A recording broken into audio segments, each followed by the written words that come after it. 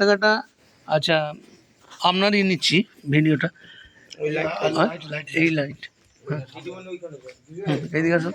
হ্যাঁ, এগুলো প্রমাণ তোমার, আমরা এর সমস্ত প্রমাণ জোগাড় করছি আর চ্যালেঞ্জ করেছি আমি। আচ্ছা হ্যাঁ হ্যাঁ ওইদিকে যা, হ্যাঁ হ্যাঁ ঠিক। বলছি আপনারা বলেছিলেন যে ওই রজত রায়ের চাকরির জন্য 3 লক্ষ টাকা আপনারা দিয়েছেন। এই টাকাটা কতদিন আগে দিয়েছিলেন? বিয়ের ঠিক কোন মুহূর্তে দিয়েছিলেন? বিয়ের আগে দিয়েছিলেন? 2017 সালে ওর একটা পুলিশের চাকরি যোগাযোগ হয়। বেশ বলুন। আমি সেই সময় এই টাকাটা দিয়েছিলাম। এমনি সাল তারিখ কত নিখুঁতভাবে বলতে পারবো না, তবে জানি 2017 সালে ওই ভোলানাকে বলে একটা লোক, ওর কাকা একটা ওর পুলিশের চাকরি যোগাযোগ করে দিয়েছিল। তখন এই হাঁ হাঁ করে ছুটতে ছুটতে এলো, বললো রজতের চাকরি যোগাযোগ হয়েছে, আমাকে কিছু টাকা দিতে হবে মাসি। না, ও যদি চাকরি হয়ে যায় তাহলে ও আর আমাকে বিয়ে করবে না, আর আমি যদি টাকাটা দিই তাহলে ও আমাকে বিয়ে করবে। আর ও যদি আমাকে বিয়ে না করে তাহলে আমাকে আর অন্য কোনো খানে তুমি বিয়ে দিতে পারবে না, আমি সারাটা জীবন এইভাবে কাটিয়ে দেবো। আমি তখন দেখলাম এ তো খুব একদমারি মেয়ে, এ তো কোনো মতে শুনবে না, রজত বলে পাগল একদম। তাহলে আমি তখন বাধ্য হয়ে আমি তখন মানে নিঃশব্দে চুপি চুপি এই মেয়েকে দিয়ে আমি ব্যাগে করে থলি করে যাও কি ন্যাকড়া থলি করে আমি টাকা পাঠিয়ে দিয়েছিলাম। আচ্ছা, এই হচ্ছে আমার আসল সত্যি কথা। বেশ। আর তার কোনো সাক্ষী নেই, তার কোনো প্রমাণ নেই, আমি কিচ্ছু দেখাতে পারবো না, এই মুখের কথাটুকুনি ছাড়া আর আমি কিচ্ছু বলতে। আচ্ছা, আর এই যে অক্ষয়ের বাড়িতে যে মীমাংসা করতে নিয়ে গিয়েছিল, এই যে লেখালেখিটা হয়েছে, তুমি বলছো ওগুলো লিখে নিয়েছে দিয়ে তোমাকে সই করাতে বলেছে। তা এই যে জিনিসগুলো দিয়েছে বলে লিখেছে, এর মধ্যে কি কি জিনিস পাওনি সেটা একটু বলো দেখি।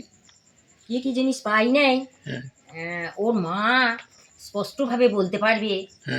ওর কি ছিল না ছিল, আমি টাকা দিয়ে জিনিস দিয়ে আমি খালাস হয়ে গেছি, আমি অত কিছু হিসেব রাখি নাই। ওর মা কিন্তু পরিষ্কারভাবে বলতে পারবে, এ এখন কিন্তু পরিষ্কারভাবে বলতে পারবে না। আমি শুধু এইটুকু জানি সোনা পাইনি, আংটি কানের সোনার হার লকেট সমেত সেটা পাইনি, টাকা পাইনি, ঠিক আছে। তারপরে শাড়ি পাইনি, ভালো ভালো শাড়ি 10খানা সানদশেক শাড়ি পাইনি। তারপরে এসি পাইনি, এসিটা পাইনি, রুম হিটারটা পেয়েছি, যেটা আমার বাড়িতে আছে, মিথ্যা কথা বলবো না, সেটা আছে আমার কাছে বাড়িতে। সোনা পাইনি, টাকা পয়সাগুলো কিছু পাইনি, সোনা পাইনি, ভালো শাড়ি পাইনি আমি।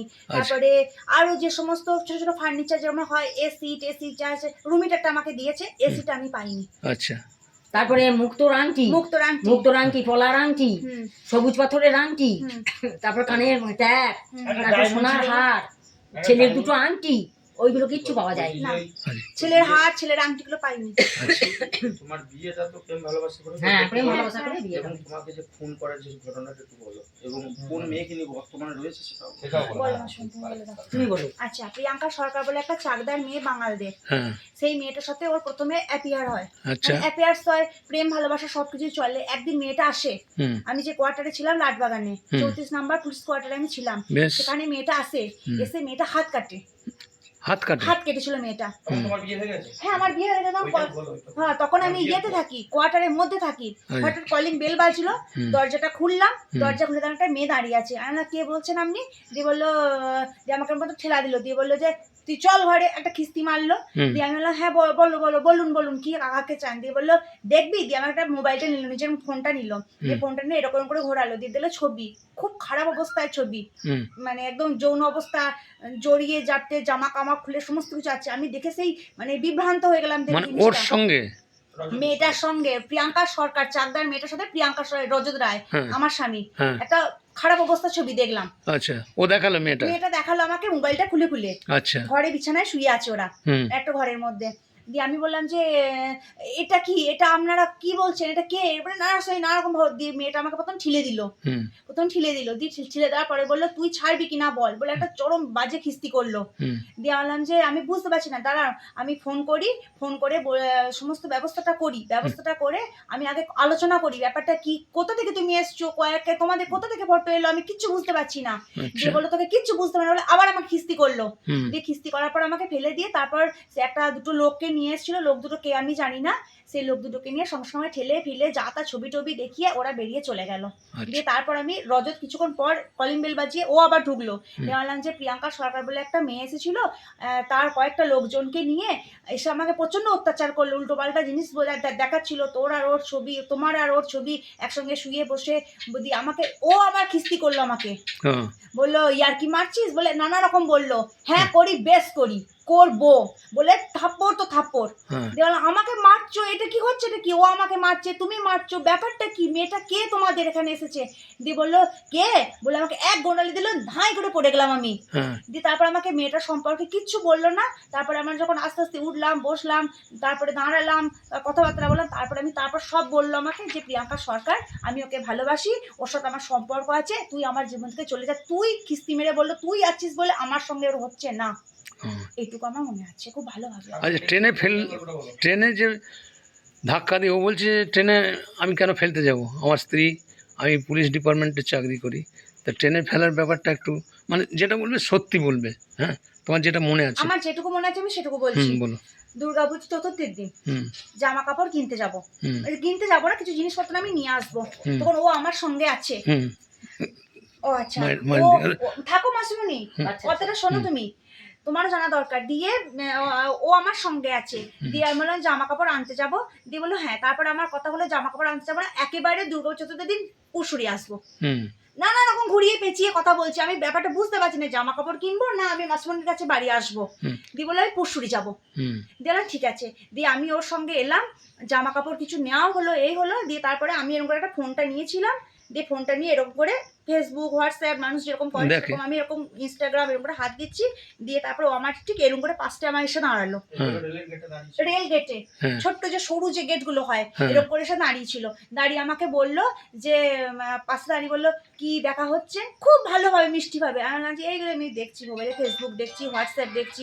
বললো ও, দিয়ে আমাকে বলছে ওখানে কত লোক শুয়ে না, অনেক লোক শুয়ে থাকে না ট্রেনের একদম ইয়েতে, দিয়ে কত লোক শুয়ে, হ্যাঁ ওই লোকগুলোর বাড়ি ঘর নেই তো, আর সরকারও কিছু দেয় না তাই ওরা শুয়ে আছে। আমি নানা রকম প্লেন দুটো কথা বলছি, বলে হ্যাঁ ওরা খেতে পায় না, না ওদেরকে কি খেতে দেবে, ওরা ভিক্ষা করে খায়। এই বলতে বলতে ও না মোবাইলটা আমার কাছ থেকে এরম করে নিল। আচ্ছা। দিয়ে আমার তখন স্ক্রিন টাচ ফোন ছোট, মানে ভালো ফোন, তার মধ্যে সবকিছু আছে আমার। দিয়ে ফোনটা নিল, দিয়ে এরকম করে পকেটে এরকম করে মুছল, নিজের ফোনটা পাশের পকেটে রাখলো। দিয়ে আমাকে বললো দিন রাত ফোন আর ফোন, দেখো না, হ্যাঁ দেখি বলে এরকম করে আমি দাঁড়িয়ে আছি। দিয়ে তারপরে এসব কি করতে করতে নানা রকম উল্টো পাল্টা কথা বলতে এই আমি ঘুরে একবার দেখলাম এরকম করে, ব্যাস ওই লাস্ট দেখা। আচ্ছা হ্যাঁ তখন আমি পড়ে গেলাম, রেল লাইনে পড়ে গেলাম। তারপরে আমি আর জানি না কে আমাকে নিয়ে এলো, কোথায় ভর্তি করলো না ভর্তি হলো তারপরে জানি। তারপরে ঘুমাইছিলাম, তারপর অনেকদিন পর মা মাসুমিকে দেখলাম, চিনতে পারছিলাম না, পাশে বাড়ির লোকজন এসে আমাকে খাওয়াচ্ছে। হসপিটালে কতদিন? ওটা মাসিমণি জানি। নিউরোসায়েন্সে 28 দিন ছিল। 28 দিন ছিলাম নিউরোসায়েন্সে, আমি নিউরোসায়েন্সে 28 দিন ছিল। নিউরোসায়েন্সে 28 দিন ছিল। তা এই যে 28 দিন ছিল, তার আগে অন্য হাসপাতালে ভর্তি ছিল, সেসব কোনো হদিস আমি জানি না।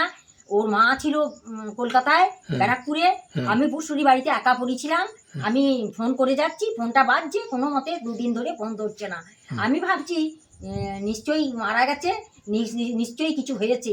একবার গদাইয়ের ছেলে ইমনকে ফোন করছি, একবার একে ফোন করছি, রাজাকে ফোন করছি, একবার ওকে ফোন করছি, এই করতে করতে করতে করতে এক করি সামন্তর বেটার বউকে ফোন করলাম।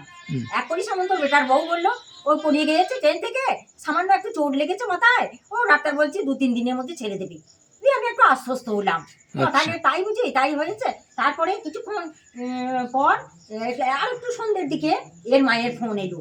এর মা বললো আমার স্ট্রোক হয়ে যাবে, আমি অজ্ঞান হয়ে যাব, আমি মারা যাব। এই ভয়ে এর মা আমাকে আশ্বস্ত করে খুব সাবধানে কথাগুলো বললো যে ভয়ের কিছু নেই, সুকন্যার এই ব্যাপার হয়েছে, ভয় করিস না, তোর আসার দরকার নেই, তোকে আর আসতে হবে না, ডাক্তার চিকিৎসা করছে, একটু যেন ভালোর দিকে, এই বলে আমাকে মিথ্যা আশ্বাস দিয়ে করলো। তখন আমি জানি না যে জীবনটা শেষ হয়ে গেছে, মানে প্রাণে বেঁচে আছে। এই যে ট্রিটমেন্ট চলছিল, এই ট্রিটমেন্ট চলাকালীন রজত গিয়েছিল একদিনও? আমি তো তখন ঘুমাইছিলাম। ও হ্যাঁ গিয়েছিল। কদিন গিয়েছিল বলবো দাদা, মানে আমি যতদিন পর্যন্ত জানি ওখানে যাওয়া আসা করাটা ওরাই করেছিল। করেছিল? হ্যাঁ আচ্ছা, টাকা পয়সা যে বলছে 7.5 লাখ টাকা ওদের তো খরচা কিছু- করেছে। ওদের তো কিছু টাকা পয়সা লাগে না, ওদের সরকারি হেলথ স্কিম আছে। আচ্ছা আচ্ছা, ও সরকারি হেলথ স্কিম আছে, সেই স্কিমে ওর সমস্ত কিছু ব্যবস্থা হয়েছে। এটা করেছিল। ওদের ঘরে কিছু লাগেনি। আচ্ছা ঘর থেকে ঠিক আছে, কিছু আমি দিতে এটা হয়নি। বন্ধ করছি।